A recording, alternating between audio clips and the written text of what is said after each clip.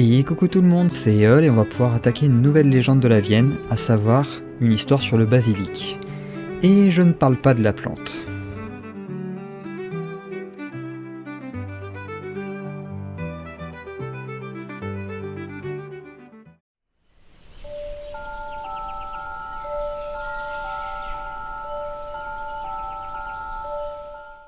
Rien que le nom de cette créature doit déjà vous parler tant elle est connue dans la culture.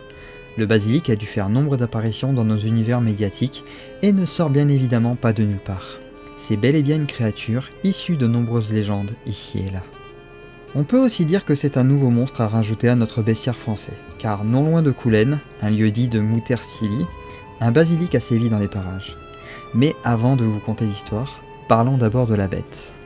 Le basilic a eu bien des apparences depuis ses premières apparitions dans l'Antiquité gréco-romaine, mais la plus connue est celle d'un mélange entre un reptile et un coq, à l'image de la cocatrice auquel il est apparenté, ce qui lui aura valu également le nom de basilic coq. Pourtant, ne vous y trompez pas, à l'origine il était bien décrit comme un serpent, mais son apparence changea au fil du temps pour céder la place à l'hybride qu'on connaît aujourd'hui. Il pouvait également avoir une apparence plus proche d'un dragon, voire encore bien d'autres plus monstrueuses. Alors, qu'est-ce qui différencie le basilic de la cocatrix ? Son regard. Car oui, le basilic semble bien capable de tuer ou de pétrifier si l'on croise son regard. Sans parler de son souffle aussi empoisonné que malodorant, mettant à mal n'importe quel adversaire. C'est face à l'un de ces monstres que Frétard, un chevalier en chemin pour le château de Clonay, dut faire face. En effet, le chevalier faisait alors tranquillement route pour rentrer chez lui, le soir venu, et était bien loin de se douter de la créature qui allait lui tomber dessus. Face à un tel monstre, la fuite est rarement conseillée. Alors il tira son arme et engagea le combat pour sa survie. Une lutte en sa défaveur, mais pourtant il tint bon, et parvint même à repousser pas à pas le basilic.